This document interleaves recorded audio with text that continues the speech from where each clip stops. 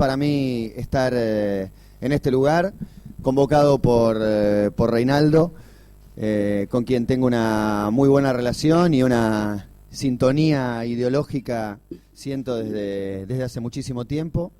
Hace tiempo que nos conocemos y que nos cruzamos de trabajar en los medios, y es una persona que yo rescato desde sus inicios, por su compromiso, sobre todo con sus verdades y su manera de interpretar las realidades y de contarlas, en estos tiempos en los que a veces pareciera que estamos un poco obligados a tomar un partido de un modo muy vehemente, muy venal, y sobre todo tratando de desarticular a quienes no piensan como cada uno de nosotros.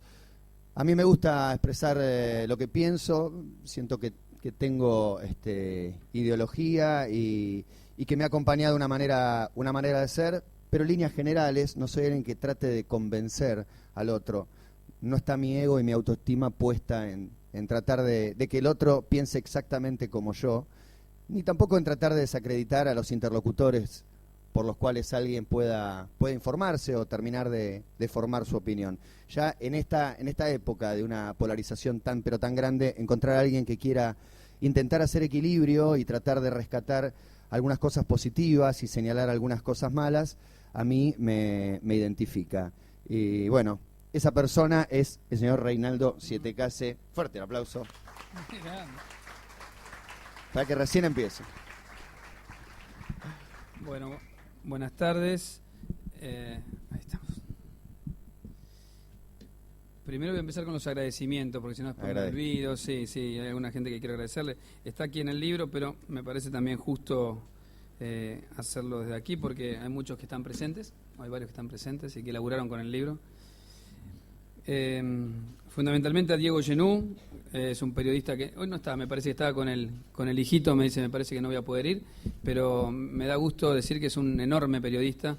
Cuando apareció la idea de hacer este libro, que fue no hace mucho tiempo, ¿no? Creo que todo esto es producto del premio Martín Fierro que obtuve por la labor en radio, que me generó una suerte de polémica con Jorge Lanata. Yo esa semana me quedé pensando en el tema digo, qué loco, ¿no? Cuando uno critica de alguna manera cosas del gobierno, parece que es una suerte de traidor a la patria, y cuando adhiere a determinadas políticas del gobierno, resulta que es porque está comprado por el kirchnerismo, no porque te parece que está bien. Y a mí me parece que es de una lógica tan simplota, tan pobre, que me quedé maquinando con eso, y bueno, finalmente después charlando con Augusto de la editorial, con Gerardo Rosín, que él se había quedado impactado con eso que yo había dicho en el Martín Fierro, y charlando con él me decía, bueno, ¿y por qué no contás vos lo que pasó en estos 10 años? Si vos tenés una mirada que está como fuera de esta lógica binaria, laburá, contalo vos. Y él me insistió bastante, y finalmente fue tomando cuerpo la idea del libro, que cuando empecé a laburarlo fue casi catártico. Yo suelo decirlo porque hasta a mí me sorprende. Yo tardo mucho tiempo en escribir. Este es mi primer libro periodístico, algunos de ustedes quizás lo sepan, tengo 12 libros publicados y todos tienen que ver con la literatura, ¿no? Con la novela, con el cuento, incluso con la poesía. Nunca pensé en que iba a escribir un libro periodístico, siempre dejé el formato periodístico para la revista, para los diarios donde trabajo o para esos lugares. Y cuando empecé a escribirlo fue casi, compulsivo, no podía parar, ¿no? Y gracias a eso pude hacerlo en tan poco tiempo. Y vuelvo a Diego Genú. Pero claro, necesitaba a alguien que me ayudara con el tema de la información. Y colaboraron dos periodistas para mí muy capaces, uno es Diego Genú, como les decía, y la otra es Clara Ser, que está acá, que es productora también de mi programa en Vortrix, de Get Up. Y bueno, a ellos les agradezco muchísimo el apoyo para terminar este libro. Le quiero decir a Fernando Cittadini, que lo buscaba por ahí, que es, como digo yo, mi editor histórico, que siempre ha trabajado conmigo en los libros de literatura. Yo suelo decir que los editores son imprescindibles no para la producción escrita, periodística o literaria. Sería bueno tener un editor en la vida, ¿no? Porque el editor te podría decir, mirá, no hagas esto, no le digas a Matías Martín, decirle ahora, te cambiaría. Claro, cambia el interlocutor. Claro. No, pero esta función del editor que trabaja sobre lo que vos hacés, después no firma, acá hay varias editoras de Alfaguara y de Aguilar, Y la verdad que es un laburo muy generoso, muy generoso. Y Fernando se tomó un trabajo que yo agradezco porque él no solo editaba mis textos, sino también discutía mis textos, ¿no? Y me hizo pensar mucho, me hizo reflexionar, o sea que fue muy, muy enriquecedor ese proceso. Porque digo que en el libro digo que es mucho más que un gran editor, ¿no? Y bueno, Gerardo, por supuesto, a Max y la gente, los periodistas amigos que me ayudaron leyendo capítulos, Sayat y Maximiliano Montenegro, el capítulo de Economía, bueno, Laura Sommer de Chequeado, y fundamentalmente quiero agradecer en Aguilar a Gabriela Conte, que se puso al hombro también este libro, a Mercedes Sachi, a Antonio Santana, a Augusto Di Marco, bueno, y a todo el equipo a Paula, a todo el equipo de difusión, fundamentalmente la gente que hace que un libro pueda estar después en la calle. Y a mis compañeros de Getap que me bancaron estos 6 meses con un humor bastante complejo, no solo por levantarme a las 4 de la mañana, sino porque estaba comúnmente escribiendo este libro. Acá tengo una parte del prólogo que subrayé como una declaración de principios, o no sé si tanto, sino simplemente un posicionamiento para entender desde dónde se cuenta lo que pasa. Reinaldo dice, me gusta arrancar por esta frase, según el catecismo laico de la época, no me gusta, se debe estar en contra o a favor de uno u otro sector. Me resisto a esa lógica sencillamente porque soy periodista y no soldado. Una aclaración necesaria. El lugar que elegí para contar lo que pasa y tratar de explicar por qué pasa lo que pasa, de ninguna manera implica renunciar a la subjetividad o a la ideología. No vendo una aparente neutralidad, aspiro a una sociedad más justa e igualitaria, y creo que el periodismo debe contribuir a alcanzarla. Eso sí, exijo como emisor y a la vez como consumidor de información, no alterar la realidad en nombre de intereses o posicionamientos políticos. Ese principio implica no mentir en nombre de la causa y requiere no ocultar la verdad de los hechos, aunque lesione las ideas que defendemos o afecte los intereses económicos de quienes nos contratan. Me resulta tan sospechoso el medio de comunicación o el periodista que no critica nunca al oficialismo, como el medio o el periodista que lo critica siempre. La realidad no es binaria, sino cambiante y compleja. El peor de los gobiernos tiene aciertos y cuenta con funcionarios honestos y eficaces. El mejor de los gobiernos puede ser autoritario, cometer errores o sostener a funcionarios ineficaces. Aspiro a que el análisis riguroso y sincero prevalezca sobre las loas y las diatribas. Se puede disentir con el gobierno o cuestionarlo sin ser un traidor a la patria y a la vez acordar honestamente con iniciativas del oficialismo. Simplemente una postura para entender desde dónde. Y ahí me gustaría arrancar, antes de repasar los ejes que elegiste y entender por qué los elegiste, de saber por qué, habiendo escrito tantos libros y habiéndote dedicado siempre a hablar de la actualidad y de lo que ocurre en la arena política, no habías escrito nunca de política. ¿Por qué te resistías? ¿Y por qué este sí era un buen momento? Además de Rosín, ¿no? Y lo que te dijo. No, y además de la nata, ¿no? La nata tiene mucho que ver. Ya lo trajiste 2 veces a la charla no, sin que porque te pregunten la discusión con Jorge me... si te preguntan después. No, al contrario, puedo contestar. Contesto todo lo que me quieran preguntar, como hago habitualmente, no tengo problema de responder. Mucha gente parada, no se quieren arrimar acá los escaloncitos, los que sean más jóvenes, salvo los que se quieran rajar antes, a lo mejor se pueden arrimar. Si se van a rajar antes, hay que quedarse allá atrás. Así disimuladamente, no que queda feo que se levante alguien de acá adelante. Me parece muy importante esto que vos decís de dónde contar, ¿no? De dónde contar lo que pasa. Yo estoy aclarando mucho algo que en algunas notas me preguntan, ¿no? Si es una posición de neutralidad. Y la verdad que no soy neutral. Soy una persona me siento raro explicando algo que a lo mejor no haría falta explicar. Soy una persona de formación cultural de izquierda. Nunca milité en política, pero a mí no me da lo mismo que el Estado intervenga o no intervenga en la economía, no me da lo mismo que se respeten los derechos humanos que no se respeten, no me da lo mismo un montón de cosas, no me da lo mismo que la sociedad tenga este nivel de desigualdad. Y además aspiro a que cualquier gobierno que esté en el poder en el país, en una ciudad, en una provincia, trabaje para hacer una ciudad, una provincia, un país más justo. Entonces, bueno, ¿desde dónde hablo? Desde esa formación. Ahora, lo que yo trato es que esa ideología o ese posicionamiento que yo tengo no altere mi relato, y que creo que es lo que está pasando en Argentina. Me da la sensación que a partir sobre todo del conflicto del campo, después de la ley de medios, en general ha dejado de ser importante si algo es cierto.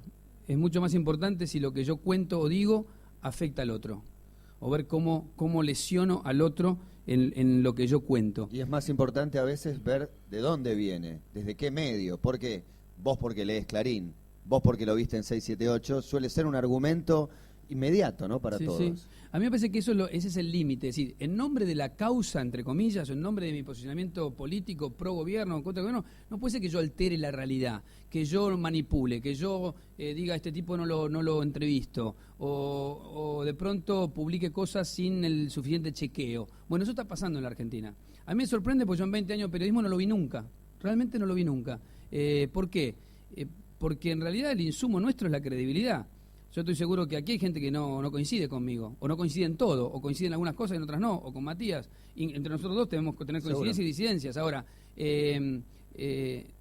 ustedes nos creen, porque si no, no vendrían, me imagino yo, o no escucharían la radio, independientemente de que estén de acuerdo o no. Y entonces, como si yo digo, lo único que yo tengo es la credibilidad, ¿cómo puede ser que se haya tirado por la borda la credibilidad en nombre de posicionamientos políticos o peor aún, porque yo sí considero que es peor aún, de posicionamientos empresarios, de convertirse en una suerte de lobistas de los grupos empresarios para los que laburamos o de defensores a ultranzas de cualquier cosa en nombre a que ese sector que yo defiendo en cualquier estamento de la política coincide conmigo. A mí me parece que ese es un punto muy serio, que el periodismo en Argentina se debe un debate profundo, que va más allá incluso de la ley de medios, de quiénes son los dueños de los medios. Me parece que algo que tiene que ver con la praxis periodística, con el laburo que hacemos. Es decir, ¿hago el laburo bien o lo hago mal? Bueno, si yo antepongo mi ideología y eso hace que yo, o mi posicionamiento empresario, y eso hace que yo no cuente lo que yo veo con mi subjetividad, pero que no lo cuente bien, adrede, y estoy haciendo otra cosa, no estoy haciendo periodismo, ¿no? Quiero volver a hacerte la pregunta, a ver si no me la contestás. De por qué no escribiste antes. Sí, digamos, perdón. Yo te he leído muchas veces. No, pero está me bien. Voy por las ramas. Pero sabes que a mí me pasa lo mismo, porque venía acá preocupado, pensando de más, me parece, de más preocupado en explicar que en realidad yo trato de mirar tema por tema y decir qué me gusta y qué no me gusta. Me parece que ya está explicado y yo creo que cada vez somos más los que podemos ir tema a tema viendo qué cosas nos representan y cuál no. Pero uno se siente, porque no, me gusta explicarlo porque es un debate para dar. Pero también la super interactividad que tienen los medios ahora hacen que recibas las descalificaciones todo el tiempo. Diga lo que digas. La gente se siente decepcionada, defraudada, porque le haces el juego A, porque esa opinión solo la podés decir si estás comprado. Y determinadas cosas que uno después la piensa y no se hace problema. Pero en el momento es difícil no calentarse, es difícil que no te hierva la sangre. Alguno piensa que te vas a quejar si te va bien y demás. Pero sí, a cualquiera, a Messi le molesta que lo critiquen, a cualquiera le duele recibir palos en su propia casa, en su propio teléfono, en su propio lugar de trabajo. Sí, pero vos sabés que yo no estoy enojado para nada. Es más, a mí me alarma ver tanto periodista enojado. Ahora después vuelvo a la pregunta que me hiciste, que no me fui por las ramas. Sí.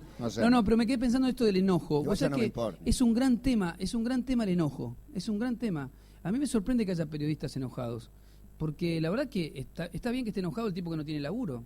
Está bien que esté enojado el tipo, por ejemplo, que no puede comprar dólares y quiere comprar dólares. No sé, que esté enojado por la inflación, o que esté enojado porque no le gusta, no sé, la representación sindical, o esté enojado por, no sé, por la cadena de la presidenta, o por Macri, o por la desigualdad. Ahora, que los que contamos la realidad, los que tenemos que explicar la realidad, estemos enojados, la verdad que es sorprendente. Y vengo pensando mucho en eso, porque cuando Mario me llamó para el nuevo proyecto, para Vorterix, cuando yo le preguntaba, ¿por qué me llamas a mí? Qué raro, de una radio como esta. Y me dice, ¿sabes por qué? Porque sos uno de los pocos tipos que cuenta lo que pasa sin estar enojado. Y él no sé si me lo dijo al pasar, ni se debe acordar que me dijo eso, ¿no? Pero a mí me hizo como un clic en la cabeza. Y está bueno no estar enojado, porque nosotros transmitimos lo que pasa, acompañamos, sobre todo en la radio, ¿no? Acá en un libro puede ser mucho más coherente, que uno tenga posiciones quizás más tajantes, pero en la radio, en la tele, la verdad que me parece que hay que reflexionar sobre eso, ¿no? ¿Por qué estamos tan enojados? Sí, alguna vez le dije a alguno, bueno, pará, no te enojes tanto, y me dice, no me pidas que no me enoje, enojate vos también. Era invitado a mi programa y bueno, la verdad que me sorprendió en ese momento. El Alberto Pérez Manija. Bueno, para que te contesto. ¿Seguro? Sí, ¿No querés? No, pero es una pavada. A ver, porque escribo literatura. A ver, siempre dejé. Pero habiendo escrito de política y actualidad, sí, pero en diarios. Pero no en libros, claro. Nunca fui al formato libro. Yo soy periodista político, hago análisis político hace 15 años. ¿Por qué? Bueno, acá está Adolfo Cueto, que es mi amigo de Rosario. Yo desde los 14, 15 años escribía poesía. Yo vengo de la literatura al periodismo. En general al revés. La mayoría de los periodistas, después de ejercer el periodismo mucho tiempo, van hacia la literatura. Algunos van a escribir una novela, escribir un cuento. Yo vengo al revés, de la literatura al periodismo. O sea, yo escribía poesía, cuentos, dirigía una revista literaria cuando ni siquiera soñaba con ser periodista, cuando laburaba en un banco, cuando laburaba en una imprenta, cuando todavía ni imaginaba que el periodismo iba a ser mi oficio. Entonces siempre me pareció que el formato libro estaba destinado a la literatura. Y además, como yo soy escritor, siempre rechacé, incluso muchas veces me han ofrecido. Eso ¿Por te qué no escribís un libro? Te ofrecían 1000 veces, seguro. ¿Qué te parece? Y siempre me negué. Lo que pasa es que esto fue distinto y la verdad que ahora estoy muy contento con el libro, porque por lo que genera, porque está muy bien que uno, siendo un escritor o un intelectual, también se involucre en cuestiones de la política, ¿no? Porque hay un compromiso ético, ¿no? También del escritor y del intelectual, y la verdad que me alegro haberlo registrado. Yo no sé si fue Julia Salman o Gaby Conte que en un momento me dijo, pará, me dice, muchos escritores escribieron sobre política, ¿qué te pasa? ¿Por qué dudas tanto? Y bueno, simplemente eso, siempre había reservado el libro para la literatura. Pero bueno, no sé si fue aquel entredicho del que te hablaba antes o la necesidad de contar lo que había pasado en estos 10 años desde mi punto de vista, finalmente se terminó convirtiendo en kamikazes. Igual sabías que ibas a entrar en un terreno propio de alguna descalificación o de alguna mirada subjetiva un poco más hiriente, un libro que llama al debate, el debate llama a la polémica llama a la pelea, y sin embargo, ¿qué pasó? ¿O qué está pasando con el libro? Bueno, para mí está pasando algo muy curioso, porque ahora que uno tiene ese feedback rápido por Twitter, está pasando, no sé, yo imagino, fantaseo que acá hay gente que está más conforme con el gobierno nacional y otra que está menos conforme, o con el gobierno de Macri, lo mismo. Me parece que está pasando eso, por lo menos en Mar del Plata me pasó eso, que vengo de presentar el libro ahí.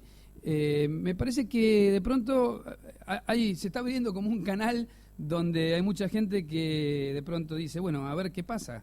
Y de pronto alguien que pasa con gente que me dice, mira, le regalé a mi amigo kirchnerista tu libro para que vea todas las cosas que hicieron mal. O al revés, le regalé a mi viejo que es antikirchnerista full para que vea todas las cosas que hicimos bien. No sé, yo tengo la fantasía, Matías, de que de alguna manera también funcione como una suerte de libro de historia esto, ¿no? Porque el periodismo es la primera versión de la historia, ¿no? Esto se ha dicho hasta el cansancio. La primera versión de la historia de un pueblo se puede rastrear en el periodismo. Ahora, si uno tiene que rastrear esta primera versión de la historia en la Argentina de los últimos años, es según qué lees. Como suelo decir yo, si lees algunos medios, esto es Bagdad después del bombardeo norteamericano. Si lees otros medios, esto es Disneylandia. Entonces, se hace complejo. En ese aspecto, ahí yo me empiezo a afirmar en la idea de que el libro puede ser un aporte. Porque tiene esta mirada que, bueno, trata de registrar desde mi punto de vista ideológico, no objetivo, sino subjetivo, porque todos escribimos de una subjetividad, desde un lugar. Sí tiene un registro que me parece que tiene una cantidad de matices que quizás no aparece en otro lado. La subjetividad aparece desde el recorte en el cual se eligen los temas, ¿no? Quiero saber si te quedó algún tema fuera. Son 10 los temas elegidos: medios, el campo, los sindicatos, la cámpora, el transporte, la economía, la energía, luces y sombras de que está la seguridad y la política, ¿no? Sí. Y luces y sombras. ¿Quedaron algunos temas afuera? ¿Hiciste un recorte más grande para después ir puliendo? No, mira, elegí arbitrariamente 10 temas, me parece que son los 10 temas quizás más importantes. El único tema que para mí podría haber estado por afuera de esto, pero atraviesa a todos los demás, entonces no me hice demasiado problema, es justicia. Y bueno, no está Romina Mangel, pero bueno, que es la que me remite todo el tiempo a la importancia que tiene la justicia en la Argentina, ¿no? Quizás podría haber estado por afuera, pero bueno, está atravesado. Estaba discutiendo con el marido, por eso no pudo venir. ¿Por qué no se ponía la alianza? Pero está Castañares, por lo menos. Algo es algo. Y eso que le reservamos los asientos. Y Mangel no vino igual. Ya se lo vamos a facturar. No, es arbitrario, ¿no? Elegí estos 10 temas y después nada. Es contar estos 10 años en forma no cronológica y a la vez cronológica. Si alguno ya lo leyó, sabe que tienen, creo, ese tipo de estructura, que a mí me parece que lo hace un poquito más ágil. Son como 10 fragmentos que se fueron abriendo. Además, cuando empecé con economía, digo, y energía, hay que hacer energía. Después cuando hay energía, pará, está el petróleo, pero hay que hacer electricidad. Uy, minería, ¿cómo se iba abriendo, ¿no? Podría haber estado escribiendo, no sé, claro, medio año más. Me parece que es un recorte bastante preciso. Esto es mi opinión. Los lectores son los que después dicen si hay omisiones o o les parece que algo faltó, pero es arbitrario, es como el título, en realidad muchos a veces ven cosas con kamikaze, me la paso explicando, che, ¿cómo kamikaze? Y yo le dije, el título me parece que busca más a los que están más enojados que a los que están más contentos. Y me dio una buena explicación, Reinaldo, acerca del título, una palabra, me convenció, la verdad. Y porque es un título nada más, yo también soy editor. Yo discuto bastante con mis amigos de Alfaguara y de Aguilar los títulos, porque hace años que titulo. Y Kamikazes en realidad tiene una historia muy personal. Cuando yo vine en el 98 a trabajar en la revista 21, esta es una anécdota personal, a lo mejor no le importa a nadie, pero bueno... Claro, vine a editar a tipos como Caparrós, el Lotoviaz, Datén. Yo venía de Rosario, era un pichi que no podía creer. Pero claro, a la semana me puse el casco y digo, bueno, o hago el laburo o me tengo que volver. Y bueno, y tenía muchas confrontaciones, discusiones. Si acá hay periodistas de gráfica, saben que un cierre de edición, no sé, solo es comparable a una operación a corazón abierto. Hay mucha tensión, mucha locura, bueno. Y confrontaba bastante. Y había un fotógrafo, Jorge Sanz, que me decía, si te case kamikaze, dejá de pelearte con Sloto, dejá de pelearte... Y bueno, en realidad cuando buscaba el título, lo primero que encontré es los mejores, peores años de la Argentina. Eso lo tenía muy claro porque me divertía esto de que según quien te lo cuenta son los mejores, según quien te lo cuenta son los peores. Entonces digo, voy a contar los mejores, peores años de la Argentina. Y después apareció un día, me acordé de eso de kamikazes, y me parecía que funcionaba. Primero porque tenía 2K, estaba bueno, era como connotaba, es un título de una sola palabra, es un título fuerte, y además tenía un significado interesante, esto de los pilotos japoneses que se estrellaban con los barcos norteamericanos cuando no tenían más bombas, tenía este juego de hacer algo por los principios, pero a su vez hacer algo casi destructivo. Y como el kirchnerismo, nos metemos un poquito en el libro, como el kirchnerismo tiene esa lógica de construcción del todo nada, me parecía que funcionaba bien, pero no tiene ninguna otra connotación que haber encontrado una palabra, un título de una sola palabra. ¿Está muy bien, editoras? Está muy bien, las editoras aprueban, ¿y están cómo? muy contentas. ¿Y cómo? Bueno, y abordaste, para entrar un poquito al libro, abordaste algunos temas en los que yo creo que está claro, o digamos, los que están muy a favor y muy en contra pueden ponerse de acuerdo, por más que le duela a alguno, y otros que son más discutibles. Por ejemplo, la cuestión de medios, ¿no? Es un capítulo bien complejo y encima está en movimiento, porque la verdad estamos en la proximidad del 7 de diciembre, donde no se sabe exactamente qué es lo que va a pasar. Tal vez vos lo sepas y me lo quieras contar. O sea que hoy a la tarde hicieron una entrevista en una radio y me dice, ¿qué va a pasar el 7 de diciembre?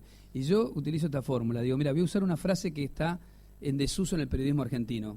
No sé. Pues la verdad que no sé. Puedo decir lo que yo deseo que ocurra o lo que me parece, pero la verdad que no sé bien qué va a pasar. ¿Qué desearía que ocurra? Es que se cumpla la ley. También desearía que el gobierno le haga cumplir la ley a todos los sectores y a todos los grupos mediáticos de la Argentina. Si no lo hace, no solo comete un error gravísimo, un error político gravísimo, sino que además estaría traicionando a muchos sectores que acompañaron la ley y están esperando una ley de la democracia desde el 83. Así que bueno, me da incertidumbre, ojalá que no sea nada dramático, yo tengo aspiración de que no sea dramático. Todavía, hoy con Romina Mangel me trajo la información y la volcó al aire, o sea que está muy segura de que ella imagina una adecuación de Clarín. Podría ser, parece una locura ahora, pero yo lo empezaría a barajar como una posibilidad, que el viernes antes del 10D Clarín presente la adecuación. Sería extraordinario, sería muy bueno, porque después lo que le daría autoridad moral también a Clarín, decir, che, hacésela cumplir al resto de la misma manera. Sería bueno. No puedo decir mucho más de lo que pueda ocurrir. A ver, la historia es el primer capítulo del libro, porque yo comienzo con una anécdota donde nosotros veníamos del problema con De Narváez, habíamos hecho esa entrevista de Narváez que se hizo después tan... Te manda muchos saludos. Sí, sí. Pero vos sabés que, mira, yo no sé si es porque estoy haciendo yoga, pero la verdad que entrevistaría a Narváez, hablarían de Narváez, no, a ver, sí, no es un tema... veces a la casa. Majul lo entrevistó muchas veces, demasiadas veces. Bueno, muy simple, eso pasó en el 2009, fue 2 semanas antes de que De Narváez le ganara la elección a Kirchner en Buenos Aires. Hago una breve historia porque sirve de alguna manera para contar ese capítulo. Nos tocó justo el Día del Periodista, 7 de junio. a ver, yo que soy poeta también, la concatenación de casualidades existe. Uno se puede enamorar por una concatenación de casualidades, por ejemplo, o se puede separar, o puede descubrir un amigo nuevo por determinadas cosas que se mueven. Bueno, ¿qué pasó? Ese día se movieron determinadas cosas. Nos pidieron hacer una entrevista, justo caía el día del periodista, parecía una joda. Hay que entrevistar al dueño del canal. Y bueno, lo que planteamos nosotros en ese momento, yo lo cuento acá con detalles, por primera vez contado muy, muy puntualmente. Ahora les hago una síntesis, obvio. Dijimos que no había que hacer en Tres Poderes esa entrevista porque era una locura. ¿Cómo entrevistar al dueño del canal que era candidato a diputado?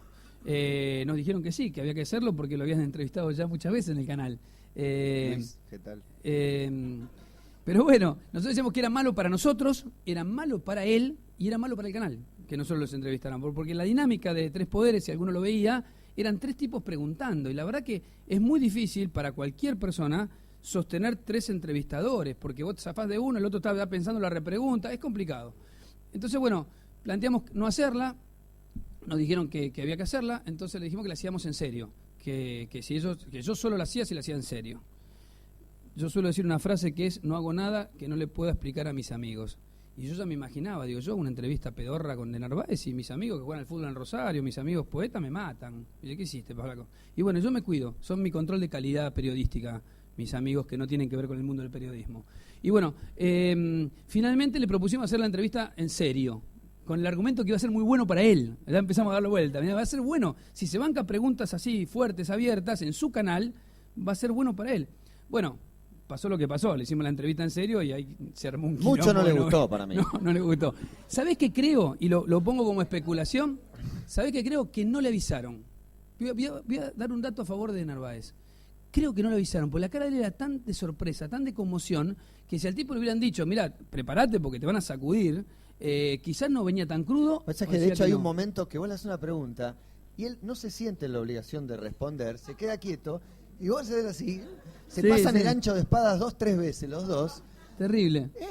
Te quedó ahí. No, y la conmoción que había en el estudio. Bueno, después ¿qué pasó? Ahí empieza el libro. El gobierno veníamos tan mal, a las 2 semanas nos mandan del domingo horario central al lunes a las 11 de la noche. Los premiaron. Sí, y después nos mandaron de hacer el programa en el canal, nos mandan a un estudio alquilado en la Loma del Horto. Bueno, pero ¿qué pasa? Después aparece la ley de servicios audiovisuales, la presenta el gobierno. Entonces, bueno, vamos a un almuerzo. Y el arranque del almuerzo, que así arranca el libro, es el gerente de noticias nos dice: miren, muchachos, ¿esto es plata o mierda? Y yo ahí me di cuenta que estaba fuera del canal, porque digo, si la opción ni plata ni mierda, es decir, no me cerraba de ninguna manera. Y ahí, bueno, cuento que yo le pido en ese almuerzo, al instante lo que más lamenté que no iba a ir a comer nunca más ahí, al lugar que es en Eterna Cadencia, íbamos siempre a comer ahí. No sé por qué, se me cruzó en la cabeza, digo, qué cagada. Digo. Pero este también, sí, me molestó más sí, como el barcito de acá, un lugar así muy íntimo, con libros. Ahí zafaste. Sí, gracias Cúspide. No, ya presenté varios libros acá. Bueno, ¿qué pasó? Yo en ese momento le dije que me dieran licencia hasta fin de año. Le digo, mira, yo no puedo estar en contra de la ley de medios, porque en el 85 como estudiante vine a discutir la ley de Alfonsín y me fui contento a Rosario en tren pensando que qué bueno, va a salir la ley de medios de Alfonsín.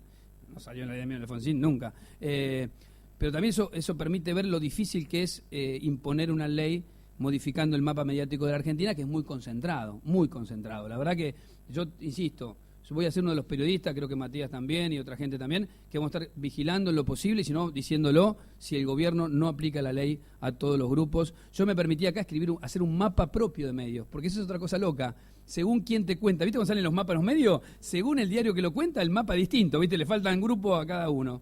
Y también con la colaboración de Clara ahí, hicimos un mapa de medios propio, que está acá. O sea que yo digo, bueno, a ver, ¿qué pensé en ese momento? La ley de servicios audiovisuales no era buena para el kirchnerismo, era buena para la democracia. Ahora hay que ver qué hace con esto. Pero lo mismo hubiera dicho de la ley de medios de Menem, que Menem también intentó aprobar una ley de medios. O de la ley de medios de Alfonsín, hacía falta una ley de medios, era clarísimo eso. Porque el nivel de concentración era grande y porque los grupos se aprovechaban de la ley de la dictadura para sacar concesiones, incluso del propio Kirchner, convengamos, ¿no? Porque le dio la fusión de los cables, les tiró la licencia a 10 años. Cuando el kirchnerismo estaba bien con Clarín, hizo concesiones que si no las daba eran tan fuertes como la aplicación de la ley, por lo menos lo que yo pienso. Pero bueno, volviendo a lo que me preguntaba Matías, es muy importante para mí, por eso es el primer capítulo, todo este proceso de esa discusión, y de alguna manera les cuento cómo es el libro. Tiene mucha información dura, pero también tiene mucha anécdota, mucha cosa personal, muchas entrevistas. Hay una charla con Kirchner, la única vez que yo lo entrevisté, que en realidad fue una entrevista que yo fui a hacerle a Cristina Kirchner en el 2003, y con esto cierro este capitulito, por lo menos para mí. Claro, ella nos da una entrevista para 21, en diciembre del 2003. Nunca volvió a hablar con Cristina Kirchner. Llego a Olivos y está esperándome Kirchner. Me digo, lo saludo, presidente, ¿cómo le va? Dice, mi mujer va a tardar un poco. Me dice, ¿no querés conocer la quinta? Le digo, no, la verdad que no viene nunca. Me dice, no estabas con el menemismo, buen dato. Porque había mucha gente que iba mucho a la quinta de Olivos. Bueno, me mostró el golfito donde jugaba Menem, me mostró los autos. Yo, qué raro, iba caminando con Kirchner. Digo, ¿qué pasa? Me mostraba la quinta. Y en un momento me dice, ¿vos escribiste una nota para la revista 21 sobre mi relación con Carrió? Sí, era una nota hacía 2 semanas, lo que llamamos en periodismo un cocidito, no había gran tema de tapa, y contamos un poco cómo estos dos tipos, que en aquel momento venían como del palo progresista, habían hecho algunas movidas juntos antes de que fuera presidente, estaban peleadísimos, a los 2 o 3 meses estaban diciendo de todo. Y el título estaban los dos perfiles, decía ¿por qué se odian? Pero era una nota... ¿Pero era tapa? ¿Había sido tapa? Tapa. Pero ¿sabés qué empezó Kirchner a decirme? En la página 16, en el tercer párrafo, vos decís, pero eran pavadas, que yo me encontré con Carrió. Te estaba esperando, la tenía preparadísima. Pero claro, en el recuadro que dice mi historia con Coso es equivocado. En un momento, la tercera cosa que me dice, digo, perdóneme, presidente, le digo, ¿usted tiene tiempo de leer todas las revistas? Porque además, el nivel de detalle, leo todo, me dijo. Hago cinta y después leo todo. Así, no me lo iba, leo todo. Y en ese momento, primigeniamente, me di cuenta de que había llegado al poder un presidente que estaba dispuesto a confrontar el relato periodístico mal, fuertemente. Y bueno, fue una marca de su gestión con consecuencias dispares. Yo creo que Kirchner, y lo cuento bastante acá en el capítulo Economía, tenía esas 2 características, el tema de los medios y el tema de la economía, ¿no? Eran como 2 obsesiones terribles. Bueno, dejé de hablar con Kirchner, con el que yo hablaba bastante con Kirchner, iba a verlo Alberto Fernández, con muchos periodistas, y Kirchner entraba, el despacho del jefe de gabinete está al lado, sí. Y entraba Kirchner, ¿no? Y de pronto te decía algo. Y la última vez que hablé con él se enojó mucho con una nota que yo escribí sobre el Consejo de la Magistratura. Ajá. Pero se enojó al límite, es increíble, me llamó Alberto Fernández, es una locura. Bueno, a mí me sorprendió siempre que estuvieran tan preocupados por lo que decían los medios. A mí me parecía una nota, me parecía una estupidez, no era una estupidez, me parecía que no tenía tanto peso. Yo sigo pensando que los medios no definen una elección, yo estoy convencido. Pueden generar un clima, eso es otra cosa, pero que no definen una elección. O sea, cuando la economía anda bien, la economía define una elección. Yo lo escribo mucho, y Kirchner también lo sabía, por eso me sorprendía, es como una contradicción en él, porque la verdad que no hay caso en el mundo de un gobierno que pierda una elección cuando la economía anda bien. Pero ni en China, ni en Zambia, ni en Estados Unidos. Si la economía anda más o menos bien, es muy difícil, porque hay un grueso de la población, muchachos, y es correcto, y señoritas y señoras, que fundamentalmente registra lo que le pasa, y está bien. ¿Qué pasa con su situación? Ahí lo veo al padre Francisco. Padre, si digo algo inconveniente, perdone mis pecados. Cualquier cosa. Sí. Bueno, recién decías que había 2 obsesiones, que una eran los medios y otra es la economía, pero hay un tercer tema que no aparece por ahí como una obsesión, pero sí como un punto central dentro del kirchnerismo y de estos 10 años, que son los derechos humanos. Yo la pregunta que me surge es, ¿qué tan importante es el pasado militante de alguien que toma una decisión de reabrir causas y de involucrarse, o mejor dicho, que el Estado se involucre directamente de nuevo con un tema que estaba aparentemente cerrado? Porque pareciera que el debate en algún momento se desvió hacia, no tienen un pasado de militancia acorde con esta postura que están teniendo ahora. ¿Es realmente importante eso? Si están haciendo un montón de cosas que esperamos mucho tiempo que se hagan en algunos casos. Y depende para quién. A ver, lo que no puede dejar de hacer un periodista es contar todo. Eso es lo que a mí me parece. Y no tienen un pasado vinculado a la defensa de los derechos humanos, los Kirchner, está clarísimo. Recuperan el tema de derechos humanos en el 2003. Yo para el libro también entrevisté a muchas personas, no me servían como entrevista, pero me servían para entender algunas cosas. Y esta fue una cuestión que fui a hablar con Carlotto, Estela de Carlotto. Y la entrevista es muy larga, la desgrabamos, después usé algunos fragmentitos.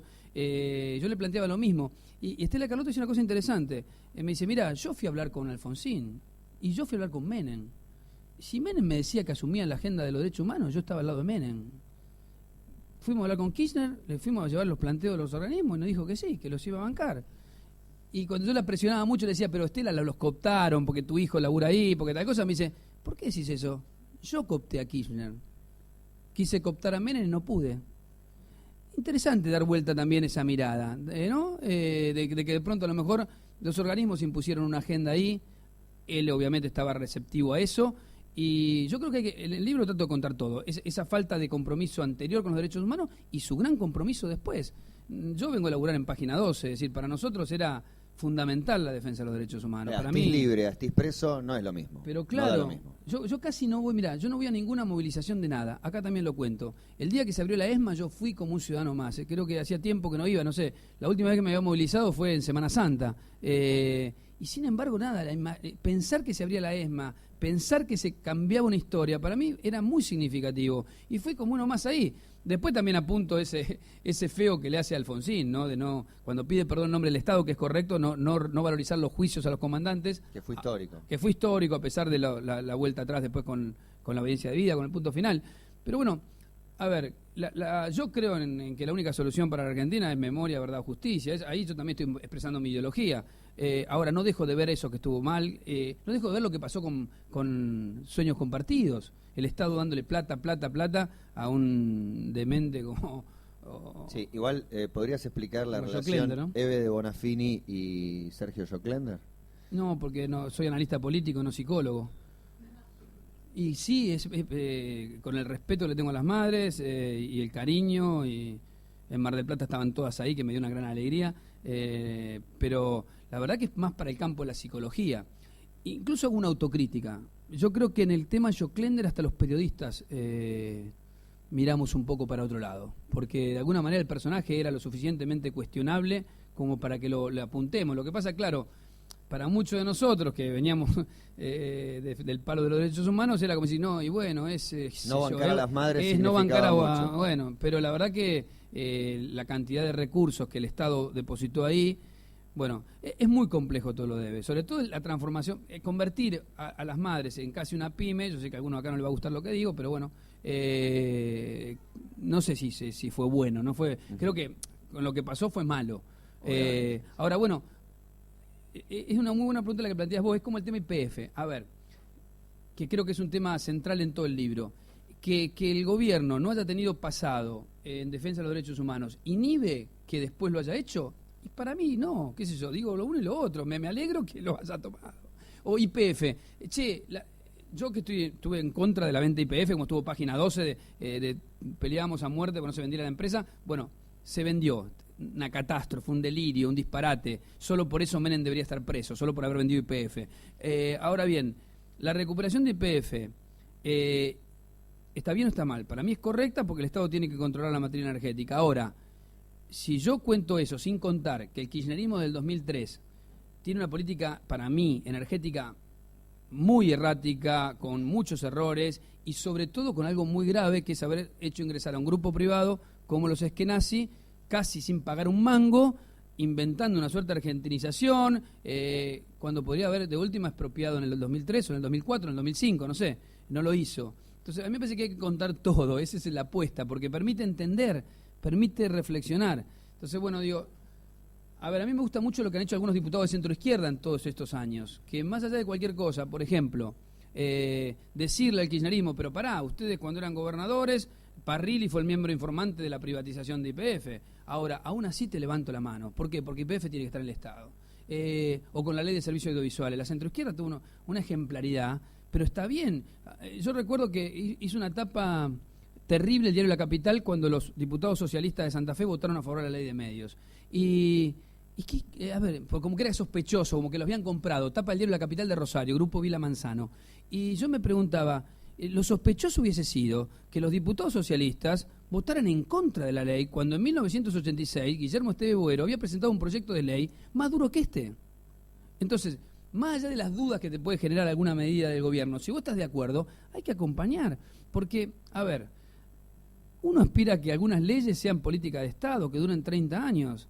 Entonces, ¿estás de acuerdo o no estás de acuerdo? Si no estás de acuerdo, hay que oponerse tenazmente, porque para eso te pone ahí el Parlamento. Ahora, si vos coincidís, la verdad que, no sé, hay un canibalismo político fuerte en la Argentina, ¿no? Que hace a veces que estemos en esto de que está todo mal o todo bien.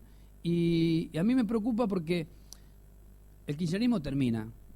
Lamento anunciárselos, pero como todo. Como todos los que estamos acá, tal vez. Como terminó el menemismo, Tal cuando vez. parecía que no iba a terminar, todo termina. Entonces, si el gobierno que viene, que no sé de qué índole va a ser, pero no sé, dentro del peronismo, de la oposición, lo que sea, no registra que hay cosas que están bien, Argentina sigue atrapada en eso. Si yo les pregunto a ustedes, cuéntenme cuáles son las políticas de Estado que tiene Argentina desde el retorno a la democracia. Es difícil encontrar una o dos. Igual hay una lógica aquí de el que viene cambia las reglas. Bueno, a eso voy. Borra todo, empezamos de cero, es lo que pasa. Y es una tragedia. Fíjate, la única política de Estado fuerte de la Argentina es el Mercosur. La arrancó Alfonsín, la sostuvo Menem, con más o menos entusiasmo, pero la sostuvo la integración regional, la siguió De la Rúa, la siguió Duhalde, que fue presidente del UNASUR, y la consolida Kirchner, además por la empatía que tiene con el resto de los presidentes. Pero muchachos, tendría que ocurrir en 3 o 4 áreas, no sé, 5 cosas, deberían transformarse en política de Estado. Que nadie pase hambre en la Argentina, que todos los chicos... ¿Cómo se puede...? Eso, a ver, un tipo de derecha o un tipo de izquierda hasta podrían llegar a tener coincidencias en eso. Después podemos discutir el cómo yo garantizo, por ejemplo, que nadie se muera de hambre. Cómo yo garantizo la seguridad, que es otro tema que ahora está muy en boga. Pero bueno, a lo mejor es una mirada muy naif. Algunos amigos me dicen, vos tenés una mirada muy naif, y yo le digo que sí. Está bien, tiene que ser, toma agua, porque te vas a morir. Ya lo veo. Hablo más que Matías Martín, ¿no es impresionante? Es genial, estoy al lado de él y no hablo nada. Vengo a hablar 4 horas igual sin parar. Y por acá retrata algunos de los temas en estos 10 ejes que he elegido y algunas de las características también de este gobierno. Entre otras, parece que no les gusta mucho la crítica, pero aún sin bancarse demasiado algunas críticas, hay algunos temas que inevitablemente son un agujero negro o son un dolor de cabeza. Por ejemplo, el tema del transporte, coronando con un accidente tan fatal, con la cantidad de muertos que hubo, con 2 secretarios de transporte procesados, pareciera ser uno de esos temas que le puede doler reconocerlo, pero creo que si te pones a charlar mano a mano nadie puede sostener ni a Jaime, ni siquiera a Schiavi, que le tocó ser el que paga los platos por la tragedia de Once. ¿No? Este es uno de los temas que tocas en el libro también. Sin duda. Parece que ahí es clarísimo que es algo negativo dentro del gobierno. Claro. Para mí es una de las áreas peor gestionadas por el gobierno, por el kirchnerismo del 2003. Fundamentalmente porque incluso en energía, en electricidad, por ejemplo, hay errores groseros, pero hay un intento de mejorar muchas cosas, ¿no? Acá es como que, no sé, continuó los 90 y el kirchnerismo, que se presentó siempre como una antítesis del menemismo, que haya prolongado la política de transporte del menemismo, que era grosera, porque era solo subsidios a empresarios, sin control, sorprende mucho. Yo creo que sí, sin duda, el transporte es el área peor gestionada del gobierno nacional, ¿no? Porque además, encima se coronó con la tragedia de Once, ¿no? O sea, tenés todo, terminás hasta una tragedia donde mueren gente por viajar en el transporte público. La verdad que es realmente grave. Y además, si a eso le sumás que durante 6 años hubo un funcionario como Ricardo Jaime, que llegó con una mano atrás y otra adelante y se va con Florianópolis, Barco. Claro, y cobraba de los tipos a los que controlaba. Yo creo que, mira, más menemista que Jaime es imposible. Un tipo que cobraba de los empresarios. Pero, bueno, a ver, ese es el ejercicio que yo creo que el libro propone, ¿no? Que uno pueda ver lo que está realmente mal, lo que está bien, lo que está más o menos. Insisto, siempre desde mi mirada. Tengo amigos que me divierte mucho porque me discuten cosas muy fuertemente, ¿no? Por ejemplo, el tema de energía, que yo lo veo de una manera más crítica y tengo ya mail, cosas de mi amigo que me dicen, fíjate esto. Pero en transporte es difícil. Yo creo que es el área que me parece que si buscas a la gente que más defiende el gobierno, es complejo, Jaime. porque yo no sé si no pudo, como dijo Alfonsín una vez, ¿se acuerdan? No pudo, no quiso, no sé qué era otra cosa. O no supo. Y la verdad que en un dirigente político, ninguna de las 3 variantes eximen de responsabilidad. Nos pueden eximir a nosotros en la vida cotidiana, decir, che, no sé, no pude, perdoná, o no quise. Pero para un dirigente político que tiene poder, además, no lo exime ninguna variante. Yo en general, y esto otra clave del libro, por mi postura ideológica, si quieren, yo en general al kirchnerismo lo critico más por lo que no hizo que por lo que hizo, ¿no? Es un dato más que me quedé criticarlo pensando. por derecha o por izquierda es una de Sí, de las partes del libro también. Claro, porque me parece que ahí es una clave esa. El kirchnerismo insiste mucho de que está la pared a la izquierda. Y a mí me parece que no. Me parece que ahí es interesante. El discurso que más pone incómodo al kirchnerismo es ese, ¿no? Correrlo por izquierda. Que a mí me sorprende que no lo haga el propio kirchnerismo. Yo son las cosas que me sorprenden de la juventud o de los intelectuales del kirchnerismo. Por eso lo hace de un modo más silencioso. Sí, se hace, pero ¿No? sí, pero me gustaría que sea una cosa más fuerte. Muchachos, hagan una reforma fiscal, déjense de joder, que estamos discutiendo impuestos a la ganancia. Hay que hacer una reforma fiscal profunda para que paguen todos, qué sé yo. ¿Qué pasa con el proyecto de reforma bancaria? Este gobierno fue una puja terrible y feroz por un impuesto con el campo.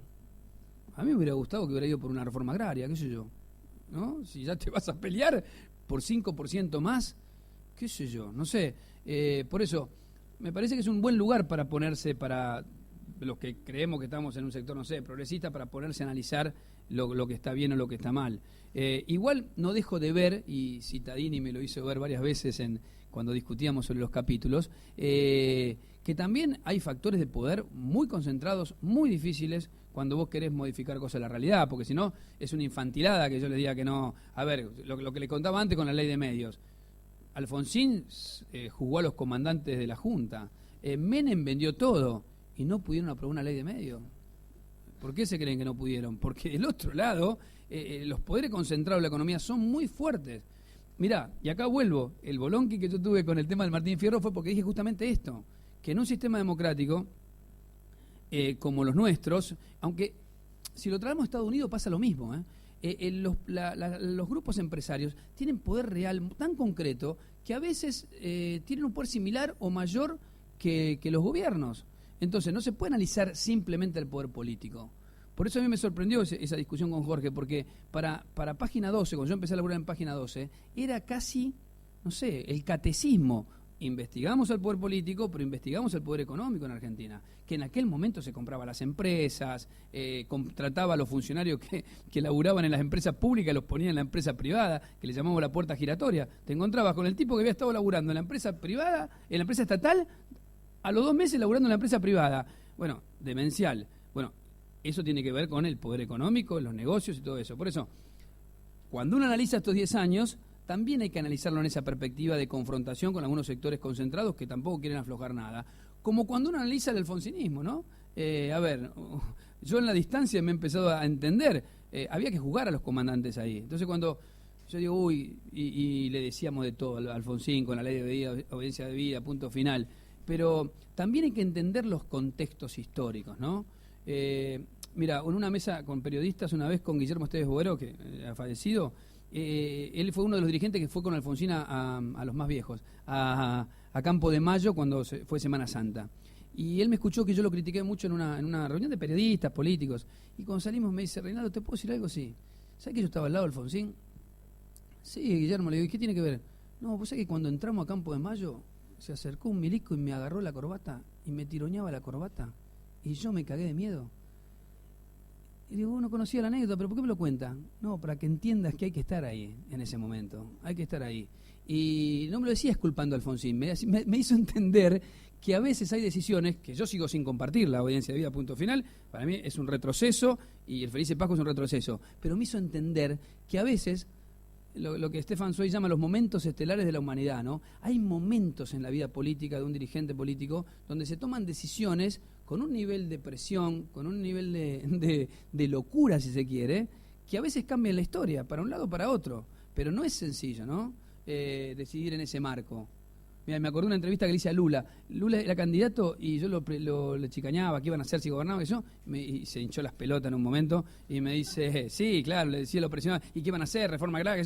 Me dice, pará, yo te voy a explicar algo. Me dice, una cosa es estar afuera de la casa de gobierno tirando piedras y otra cosa es estar adentro de la casa de gobierno. Vamos a hacer lo que podamos hacer.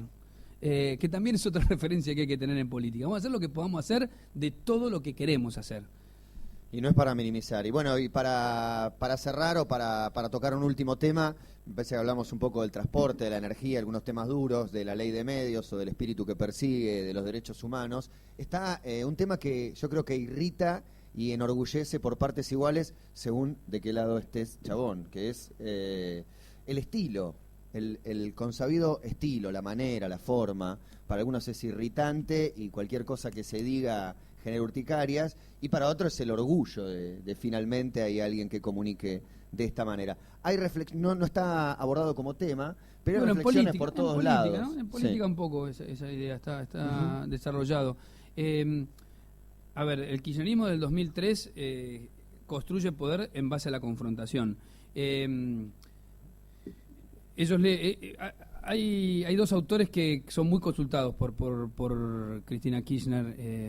No sé si Néstor Kirchner los leyó tanto, pero uno es Laclau, que hace una defensa fuerte del populismo, y el otro es Chantal Mouffe, que es la socióloga belga, que es esposa de Laclau. Y ella, un matrimonio, mira qué curiosidad. Un matrimonio también, es muy interesante, muy curioso, ¿no? Bueno, ¿qué dice Chantal Mouffe? Básicamente que vos construís en base al antagonista, que siempre tenés, él llama el conflicto agónico, ¿no? Agonista. Que construís, ¿por qué? Porque eso te permite abroquelar y te permite, al tener alguien enfrente, te permite consolidarte. Cuando vos disputás algo y lo superás, te permite ir consolidando y construyendo en base a eso, ¿no? Que es un poco la dinámica del gobierno. Esto es un estilo, a mí hay cosas que no me convencen, porque me parece que en todo caso eso debería ser una parte de la construcción de poder, que también los acuerdos construyen poder, ¿no? Me parece que el kirchnerismo lo lleva a rajatabla, esto de la confrontación. Después están los estilos, una cosa Néstor Kirchner, otra cosa Cristina Kirchner, que aunque parezca que no, son bastante diferentes en casi todo. Era una sociedad política perfecta, justamente porque son complementarios. Exactamente, por eso no son iguales. Por eso además se sintió tanto la falta de Kirchner, se siente todavía, porque era otro estilo, es un hombre pragmático al máximo, un gran negociador. No, pero lo que pasa es que es imposible pensar que hubiera pasado ahora con Kirchner. No está, ya está, otra cosa. Es decir, no puede imaginar qué hubiera pasado con el sindicalismo, qué podría pasar con el 7D, con Kirchner, ya no está. Entonces, bueno, son dos estilos distintos, pero los dos tienen eso en común, esto de construir en base a la confrontación. Es todo un estilo, insisto, a mí no me convence, porque me parece que, por ejemplo, a ver, lo llevo un ejemplo, lo que pasó en el Congreso con lo del narcosocialismo. Más allá de que fue un error gravísimo de Larroque, ¿por qué? Porque casi se cae la sesión, un disparate. Una sesión importante como era la del voto a los 16, un tema muy polémico donde la sociedad estaba medio dividida, y vos tenías la posibilidad de que muchos legisladores de los que se fueron hubieran votado esa ley. Pero no solo eso, es muy importante el consenso. Volvemos a lo que hablábamos antes. No es lo mismo que el kirchnerismo hubiese aprobado solo la ley de servicios audiovisuales.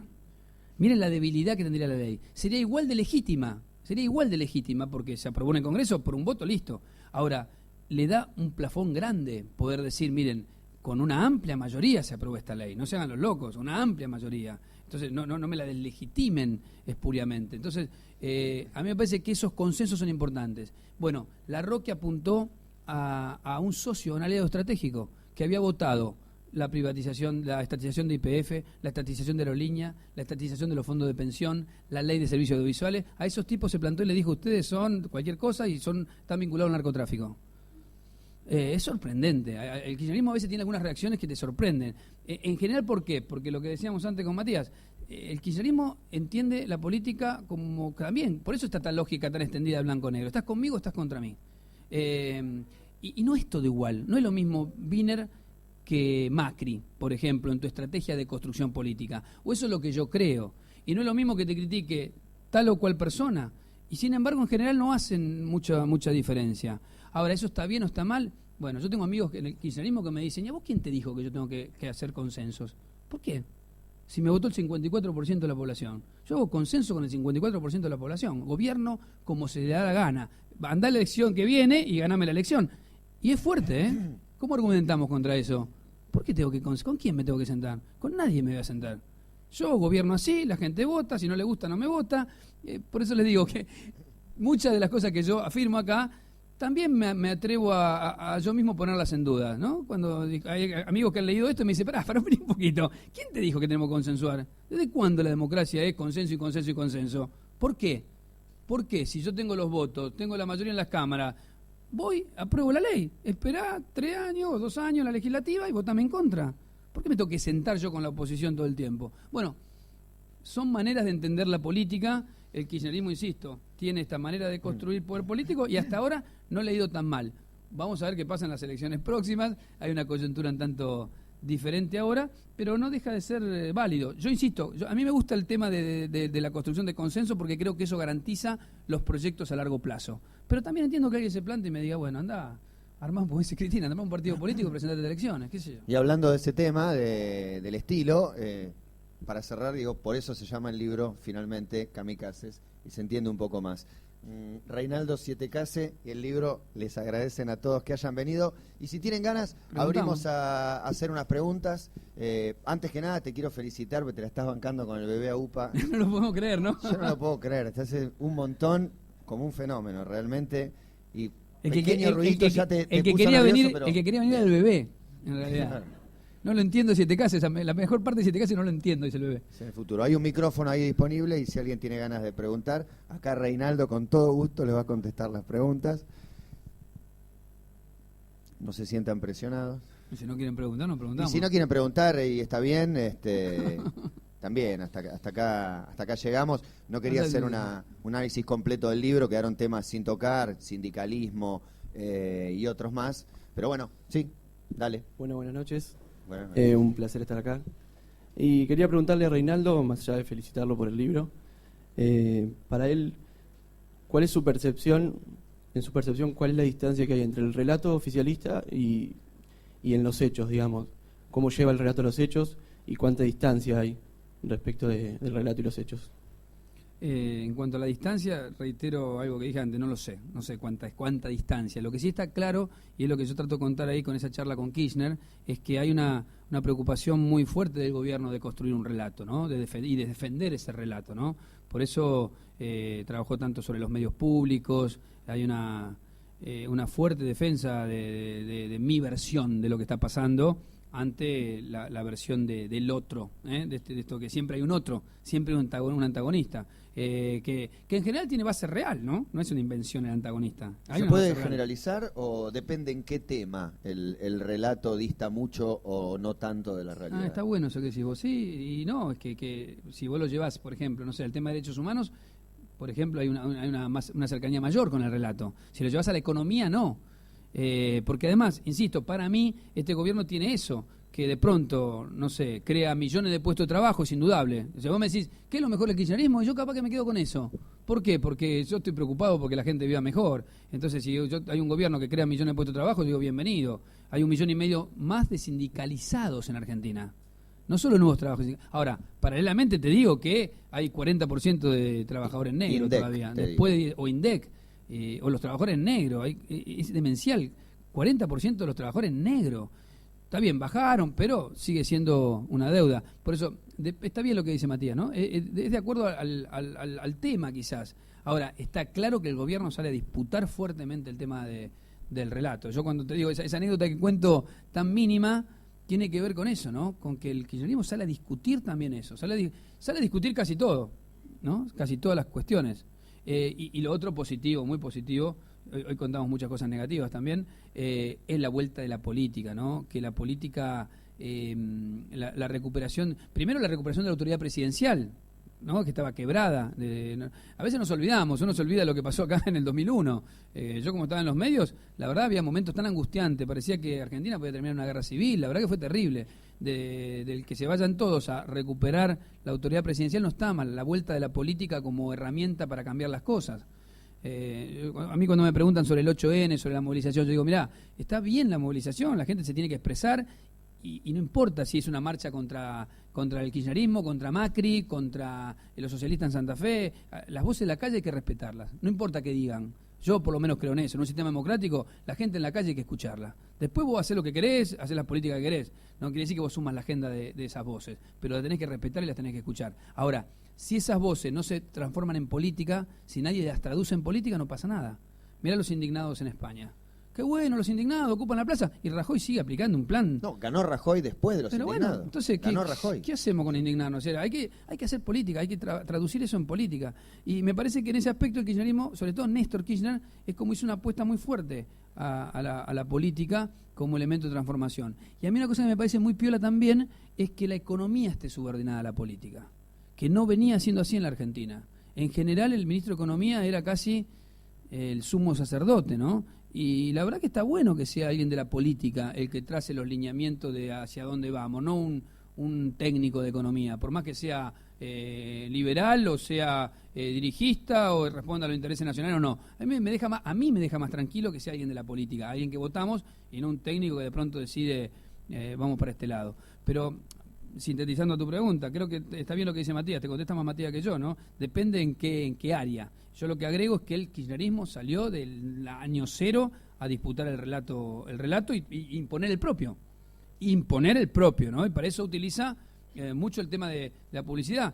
En el capítulo medios, que hay una cosa interesante, es un laburo de Martín Becerra también, un comunicador que yo respeto muchísimo, un profesor, porque se habla mucho de la publicidad oficial del gobierno nacional, que es abrumadora, y hay un uso político de la publicidad oficial escandaloso. Ahora, está revisado lo que hace Scioli, es impresionante. O que hace Macri, es muy parecido a lo que hace el gobierno nacional.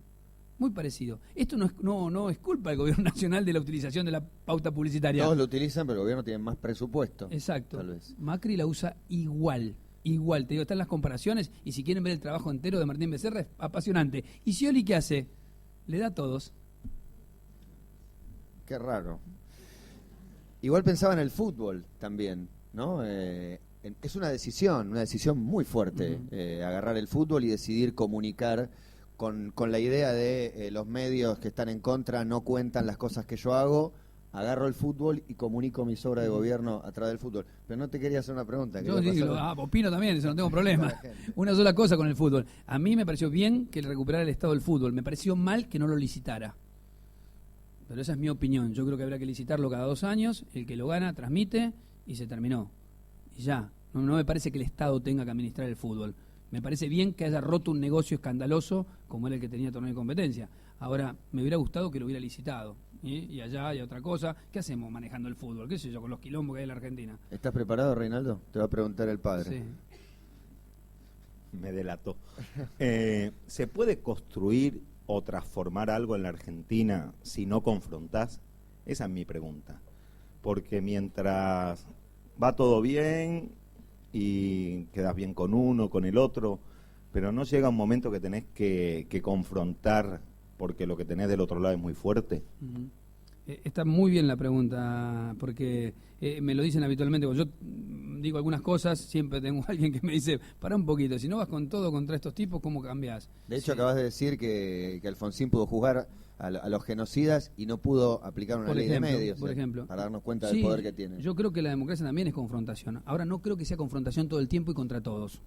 Esa es la diferencia. Sí creo que hay batallas que hay que dar, y este gobierno ha dado algunas que yo comparto. De hecho, me echaron de mi laburo por bancar la ley de medios. O sea que no es que... ahora, con la autoridad que me da eso, también digo que tuvo confrontaciones insólitas, como la del campo. Porque, ¿qué confrontación fue? ¿Contra quién fue esa confrontación? Para mí fue un error político muy grave, que en el libro lo cuento, y creo que es la primera vez que casi llegó a renunciar a Cristina Kirchner. Esa mañana, posterior al voto no positivo, se evaluó la renuncia a la presidenta. Un disparate. Y entre la gente que la disuadió está Marcos Aurelio García, hablamos el otro día en la radio, que fue llamado por Alberto Fernández. ¿Qué le explicó Marcos Aurelio García? El Congreso brasilero le sacó a Lula, apenas arrancó, quizás alguno se acuerde, el impuesto al cheque. Él hizo un agujero, no sé si eran 30.000 millones de dólares por año que cobraba el Estado por el impuesto al cheque. ¿Y qué le dije? Mirá, y nosotros tuvimos que seguir gobernando sin los 30.000 millones. Hubo que inventar otra manera de conseguir la guita, de sacarle la guita para poder financiar otra vez al Estado. Ahora, no rompo lanza por un impuesto, peor, por cambiar el 5% del impuesto. A ver, ¿a qué voy, Francisco? Está bien la confrontación, en mi punto de vista, pero me parece que no todo el tiempo y no contra todo el mundo. Eso es lo que me parece a mí. Ahora, claro que si no confrontás con algunos sectores, por eso te decía antes, mi mirada no es ingenua. Acá hay sectores que no quieren soltar nada. No que quieren soltar un poco, nada. y que están acostumbrados a ese status quo. Que Con en ese mucha aspecto, banca de la justicia en algunos casos, ahora está cambiando. Y sí. Bueno, la verdad que no está como tema. Para mí uno de los principales problemas del país es la justicia. Uno de los principales problemas de la Argentina es la justicia. Yo no me canso de decirlo en la radio, es alarmante. Porque si bien se cambió la Corte y es un paso, bueno, de las cosas positivas, entre las cosas positivas, la construcción de una Corte Suprema con juristas, en lugar de amigos. La anterior, bueno, Julio Nazareno era socio del presidente de la Nación. bueno, como son las Cortes Supremas en todas las provincias. Socio. Como son las Cortes Supremas en todas las provincias, que dan vergüenza, que son parte de la estructura política más espuria. Bueno, eso es positivo. Ahora, no cambió la justicia. No cambió. La justicia argentina sigue siendo lenta, burocrática, venal. Si tenés... Ahí está mi amiga Romina Zárate de la Corte, perdón, Romy. Doctora, ¿qué va a hacer? Pero por ahí puedo opinar. Haciendo también. amigos. No, pero te diciendo que la Corte está bien, pero no cambiaron no cambió la dinámica de hacer justicia en la Argentina. Si tenés un buen abogado, si tenés guita, zafás. Si cualquiera de nosotros, yo rezo no ir a tribunales. Yo cada vez que me toca por alguna cuestión de laburo, digo, no quiero ni estar en tribunales, no quiero ni estar, porque la verdad que te va bien solamente si sos poderoso o si tenés un buen estudio de abogados. Yo decía en broma que con el tema de los fondos buitres, ¿por qué no lo mandábamos a Stinfale y a Cuño Libarona? Nos quedamos, no con los fondos buitres, nos quedamos con Nueva York. Y porque depende de eso, ¿no? De poder y buen abogado. Sí, se había contrastado mucho el caso de Susana Freidós y Obando, ahora en estos últimos Por ejemplo, días también, claro. para otro caso más de alguien poderoso contra alguien Que no tiene un mango. indigente. Hay más preguntas. Sí, ahora que escuchaba lo que planteaba el padre Francisco, ¿cómo estás? Y lo que planteaba acá el amigo, yo después de haber leído el libro, tengo una consulta que creo que hay un debe, que es la cuestión del relato. ¿No hay una multiplicidad de relatos dentro del kirchnerismo? Pues habla del relato del kirchnerismo. Digo, el relato de la iglesia de los pobres, que puede estar con el kirchnerismo, puede adherir o puede sentir una simpatía, es diferente a ciertos sectores de la iglesia de los ricos que está con el kirchnerismo, o el relato de Carta Abierta es diferente al relato de Scioli. Entonces, por ahí, a veces en la necesidad de englobar el kirchnerismo en las decisiones de Cristina Kirchner, del gabinete, digamos, del sector más duro, perdemos esa cosa más... De matices. De matices, sí, ese magma que se genera a partir de posiciones a la izquierda y a la derecha del propio kirchnerismo que impedirían o que harían más complejo hablar del relato, digamos, y harían hablar de los relatos. Y en ese sentido, la pregunta es, ¿cuáles son para vos, si hay relatos del kirchnerismo, y cuáles serían, a grosso modo, esos relatos? Sí, hay relatos, pero en general el kirchnerismo construye en una sola vía, ¿no? Me parece que por esta lógica de consolidar el frente interno, por lo menos a mí me parece, ¿no? Que hay poco lugar para el disenso. Yo, por ejemplo, mira, cuando hablan de la cámpora, acá yo me dedico bastante al tema de la cámpora, que se agita muy fuertemente. La verdad que no me parece una estructura política muy distinta a la coordinadora de Alfonsín. No me parece una estructura política muy distinta a los socialistas de Santa Fe, a la Juventud Socialista de Santa Fe, que ocupa los cargos fundamentalmente del Estado. No me parece que haya una cosa muy diferente. Lo que me parece sí, justamente como crítica, es que es una juventud muy poco crítica. Es una juventud muy poco crítica. A mí me gustaría más disenso de esos sectores que son teóricamente los más progresistas. Es decir, en toda fuerza vos tenés un sector que es más progresista que la propia fuerza y que te puede contrabalancear. Yo lo veo poco eso. Por eso me cuesta encontrar, distinguir tantos relatos tan nítidamente, ¿no? Quizás adentro los hay y a veces escucho a Horacio González, por ejemplo, pero es una de las pocas voces que dentro del gobierno marca diferencias así fuertes, ¿no? Pero no quiere decir que yo tenga razón, y a lo mejor tenés razón vos de que hay una multiplicidad de relatos que yo no estoy registrando. A grosso modo, así con el fibrón, me parece difícil encontrar tanta diversidad como vos ves. Es verdad que hay un espectro un poco más amplio, pero me sorprendió el relato de Scioli. Scioli tiene un relato y lo pusiste por dentro, aparte que lo está, ¿verdad? ¿O no?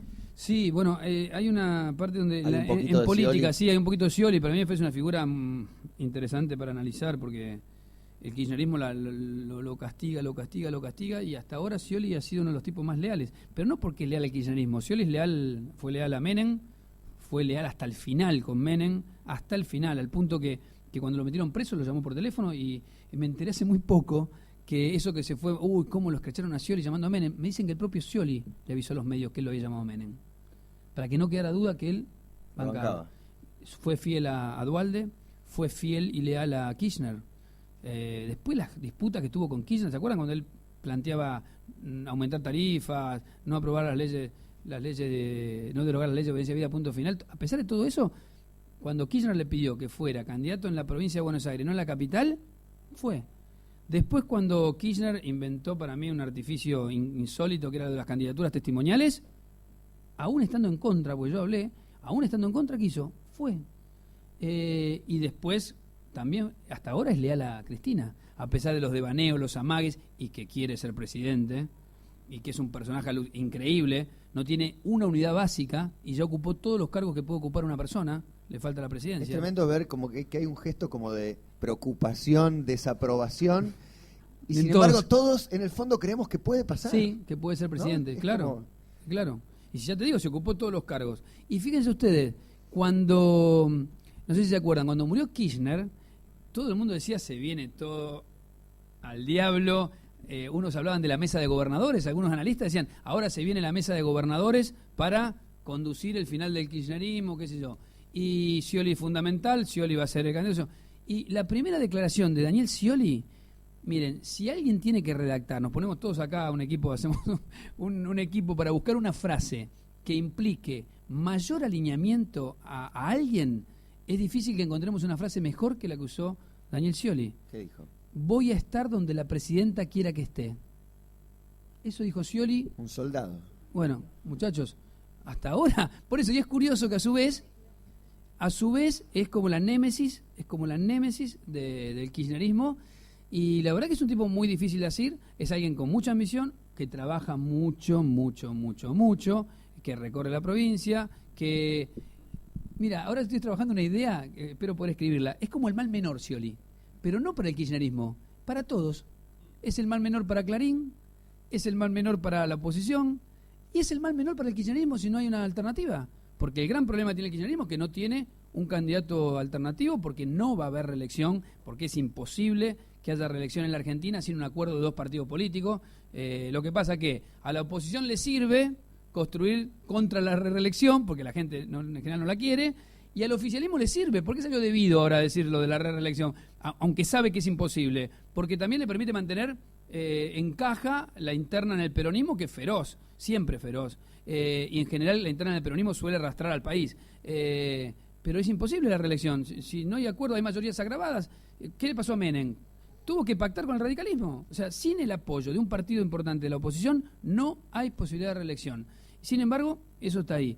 Por eso digo que si no hay candidato, también es el mal menor del kirchnerismo, es el mal menor de todo el mundo. Vengo pensando en esa idea y a lo mejor espero poder escribir. Por ahí termina ¿no? siendo el eslogan de campaña, Scioli el mal menor, Scioli el mal menor. y gana. En una de esas puede ganar. Hacemos la última pregunta. Primeras filas. Che, me amargo. ¿Sabés lo que me van a facturar Romina Zárate y Paula Miculán, que estuvieron paradas? Dios mío, sí. Bueno, hola, buenas noches. En primer lugar, felicitarte, Reinaldo, por el libro y más que todo por la posición que tenés, porque la verdad que hace mucho que me cuesta encontrar que en un libro o en un determinado medio encontrar una posición que tire palos para ambos lados o bastante equilibrada, digamos. Me pasa, por ejemplo, bueno, en la radio con el Versus o con ciertas cosas que tenés que leer dos medios, La Nación, Página 12, o dos distintas miradas para hacer un equilibrio. Y acá en el libro yo encontré que había un equilibrio en un solo medio, en el libro. Y bueno, la pregunta que te quiero hacer es algo que me quedó picando de lo que dijiste, que es que ningún medio puede cambiar el resultado de una elección. Y me quedé pensando en el que recién dijiste, y me quedé pensando en eso, y quería preguntarte acerca de la elección que le ganó de Narváez a Kirchner, ¿cómo se explica si los medios de comunicación no hubieran apoyado tanto a de Narváez? No sé, yo en lo personal creo que de Narváez no podría haber ganado. Quería saber qué ejes de la campaña de Narváez, por ejemplo, fueron los que lo llevaron a ganar. No, fundamentalmente ahí fue la consecuencia del conflicto con el campo, ¿no? Me parece a mí que después es increíble esa masa social que el kirchnerismo... El kirchnerismo me parece que en el conflicto con el campo, en mi visión personal, ¿Por qué considero que es un error político? Porque al no segmentar las retenciones y al hacerlas masivas, se terminó peleando con su propio votante. No sé si ustedes se acuerdan, en el 2007, cuando gana Cristina Kirchner, pierden todas las ciudades. Pierde Rosario, Capital, La Plata no, Capital, Mar del Plata, Córdoba, Mendoza. Pierden las ciudades. ¿Y cómo gana? Gana en los sectores rurales, en el interior profundo de Buenos Aires, de Córdoba, de Santa Fe, gana Cristina Kirchner. Federación Agraria hacía campaña. Pero claro, la federación fue fundamental también. Ahora, al año se pelea con su votante. A mí me impresionó mucho, yo lo discutí bastante con algunos funcionarios. Yo sé que le decía, mira, yo tengo una tía María Susana, le contaba a ellos, viene votando el kirchnerismo el 2003. Los reputea ahora. Explícame qué pasó. Bueno, intendentes del peronismo, del Frente para la Victoria, decían, estaban azorados, decía, che, gané con el 80%. Había algunos intendentes del interior, de Santa Fe, que yo algunos los conozco, habían ganado con el 80% de los votos y ahora lo puteaban en la calle. O sea, era insólito, a meses de haber ganado esa elección. Por eso yo creo que fue un error político grande. Yo creo que el kirchnerismo ahí registró otra cosa.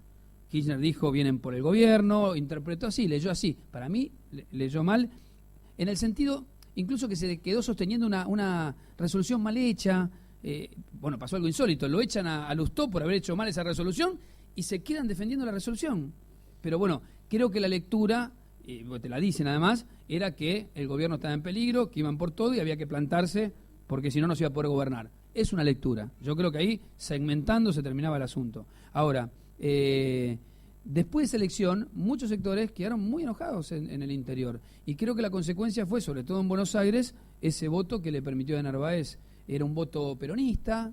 Fíjate Estaban las vos. candidaturas testimoniales. Y además el error, para mí también un error, vos tenías candidaturas testimoniales, que de por sí era irritativo, votabas a Scioli, votabas a Kirchner sin saber que iba a venir al Congreso, es decir, hubo varias cosas. Y además hubo un apoyo así, muy fuerte a de Narváez, pero a mí me parece, cuando yo digo que es pobre la explicación de pensar que los medios modifican una elección, a mí me parece muy, muy difícil eso, muy difícil. Cuando la gente acompaña, a mí me parece que, mira, yo estoy convencido, y lo vi mucho en el libro, después de charlar mucho con Zayat, con Montenegro, de leer muchas cosas de economía.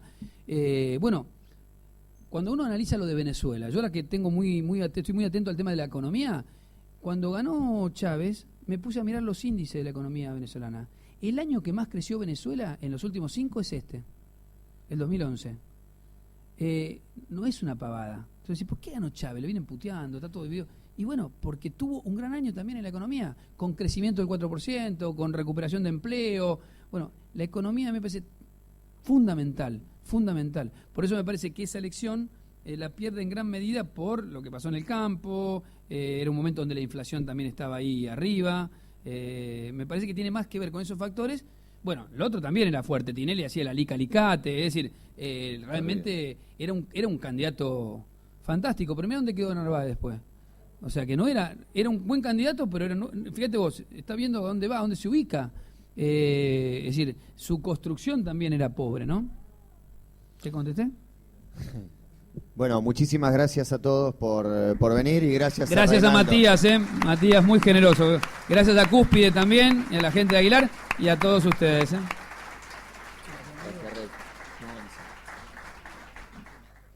Anda.